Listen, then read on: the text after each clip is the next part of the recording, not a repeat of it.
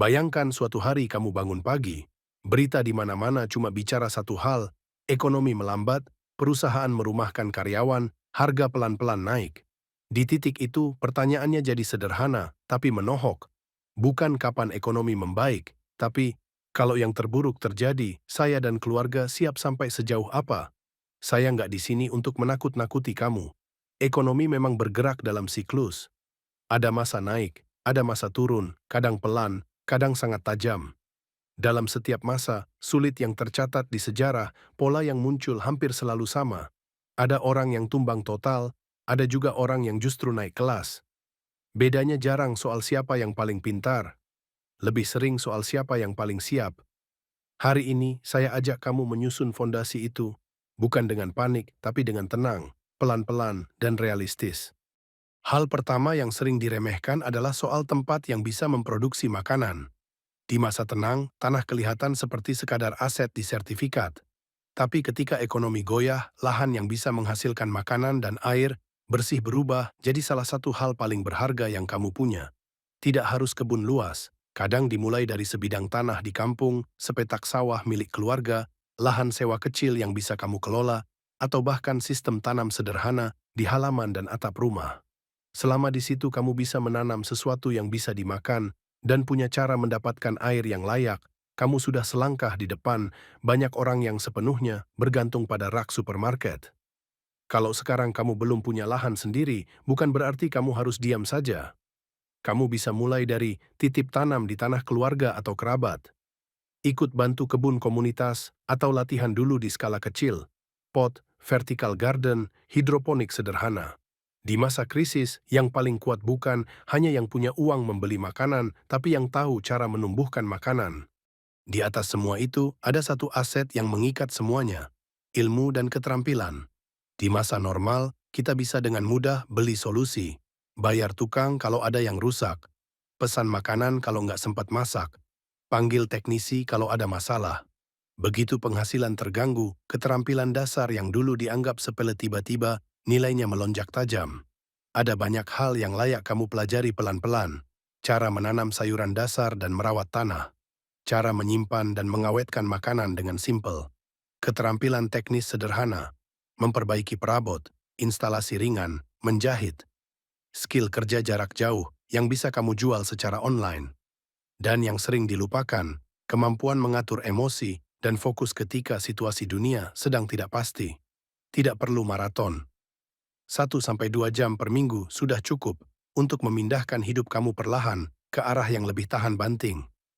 Apapun yang kamu simpan di kepala tidak bisa diambil oleh inflasi, krisis, atau kebijakan apapun. Selain keterampilan, kamu butuh ruang bernapas di sisi keuangan. Bukan dalam bentuk kejar cuan di tengah krisis, tapi dalam bentuk penyangga supaya satu guncangan tidak langsung menjatuhkan semua. Itu berarti punya sedikit dana darurat untuk beberapa bulan biaya hidup. Menyisihkan sebagian kecil harta dalam bentuk yang lebih tahan nilai, misalnya emas fisik sederhana, sesuai kemampuan, tanpa spekulasi berlebihan. Tujuannya bukan jadi kaya mendadak, tujuannya sederhana. Kalau ATM bermasalah, gaji terlambat, atau ada pengeluaran mendadak, kamu tidak langsung lumpuh.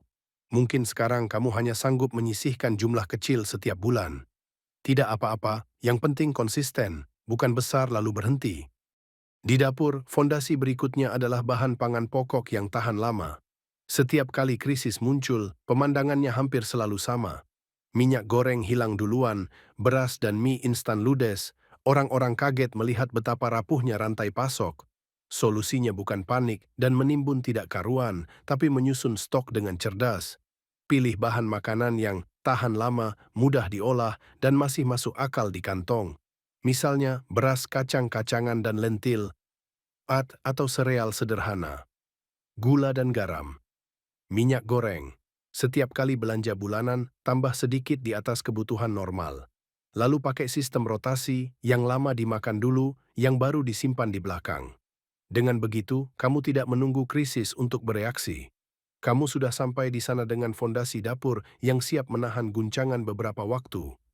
Saat tekanan ekonomi meningkat, tekanan di kepala manusia juga ikut naik. Sayangnya, tidak semua orang menyalurkan tekanan itu dengan cara sehat. Disinilah pentingnya keamanan diri dan rumah, minimal di level dasar. Mulailah dari hal-hal yang kadang dianggap sepele, kunci pintu dan jendela yang masih kokoh, lampu yang cukup di sekitar rumah, relasi yang baik dengan tetangga supaya ada jaringan saling mengawasi dan mengingatkan.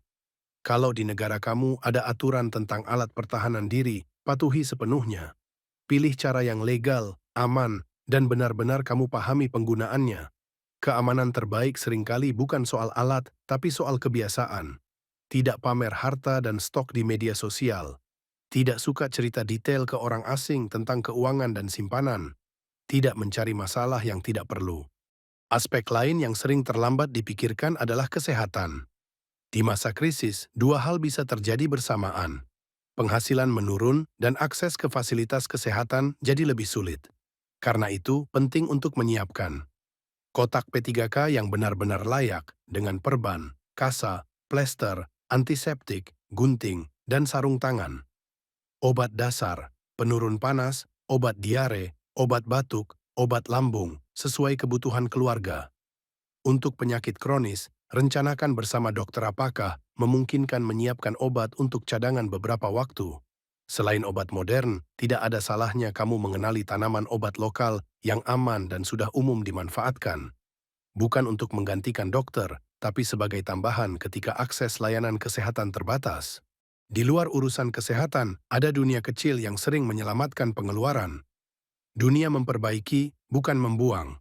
Pakaian, tas, dan perlengkapan rumah tidak harus selalu diganti. Begitu ada sedikit kerusakan, sedikit stok kain yang kuat, seperti denim, kanvas, atau katun tebal, ditambah jarum dan benang, bisa membuat kamu menambal celana yang robek, memperbaiki tas yang putus talinya, membuat kantong, tas belanja, atau sarung bantal sendiri. Di masa sulit, kemampuan seperti ini bukan hanya menghemat pengeluaran, tapi juga bisa menjadi alat tukar atau jasa yang dibutuhkan orang lain. Untuk urusan makanan, kebun, dan dapur saja, kadang belum cukup. Kemampuan menambah sumber makanan dari alam bisa menjadi lapisan keamanan tambahan. Kalau di tempatmu legal dan memungkinkan, alat pancing dan sedikit pengetahuan tentang ikan lokal bisa sangat membantu. Yang penting, pahami aturan setempat tentang memancing dan mengambil hasil alam. Hormati batasan lingkungan, gunakan secukupnya. Tujuannya bukan merusak ekosistem, tapi menambah peluang agar keluarga kamu tidak kekurangan gizi kalau rantai pasok formal terganggu. Di dapur, ada satu alat yang sering terlihat biasa, tapi akan terasa sangat berharga ketika listrik dan gas terbatas, alat masak yang benar-benar tahan lama. Banyak panci dan wajan modern tidak dirancang untuk dipakai di atas api terbuka berulang-ulang. Wajan besi atau panci besi tebal, kalau dirawat dengan benar, bisa dipakai di kompor gas, di tungku kayu, bahkan di atas api terbuka. Keunggulannya, tahan puluhan tahun, menyimpan panas dengan stabil. Bisa dipakai dalam banyak skenario memasak darurat. Kalau kamu belum terbiasa, lebih baik belajar sekarang saat semuanya masih normal, bukan ketika keadaan sudah mendesak. Dan akhirnya, semua lapisan ini perlu dibungkus dengan satu kesiapan tambahan, kemampuan untuk bergerak ketika keadaan memaksa. Tidak ada yang berharap jadi pengungsi, tapi banjir besar, kebakaran, kerusuhan, atau bencana lain kadang memaksa orang meninggalkan rumah sementara. Karena itu, masuk akal kalau kamu punya satu tas darurat yang selalu siap berangkat, berisi pakaian ganti secukupnya, fotokopi dan versi digital dokumen penting, air minum dan makanan ringan tahan lama, senter dan baterai, perlengkapan kebersihan dasar, obat-obat penting. Latih keluarga untuk tahu tas mana yang harus diambil duluan, di mana titik kumpul kalau terpisah, rute keluar tercepat dari rumah dan lingkungan. Kalau suatu hari kamu benar-benar perlu bergerak cepat, kamu bergerak dengan kepala dingin, bukan dengan panik. Kita tidak bisa mengatur siklus ekonomi dunia, kita tidak bisa memastikan kapan resesi datang atau kapan krisis berakhir. Tapi kita selalu bisa memilih sejauh apa kita mau bersiap. Semua hal yang kita bahas tadi bukan to-do list yang harus selesai dalam seminggu. Anggap saja ini peta jalan. Hari ini mungkin kamu cuma sanggup menambah sedikit stok beras, menyisihkan sedikit uang, atau mempelajari satu keterampilan baru. Itu sudah langkah besar. Yang penting, setiap langkah kecil itu mengarah ke satu tujuan. Kamu tidak lagi hidup sepenuhnya bergantung pada harapan, semoga semuanya baik-baik saja. Kalau suatu hari ekonomi benar-benar goyang, kamu tidak hanya ikut terombang-ambing.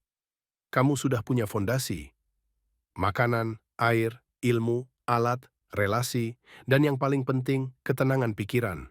Dan seperti biasa, waktu terbaik untuk bersiap adalah kemarin. Waktu terbaik kedua adalah sekarang.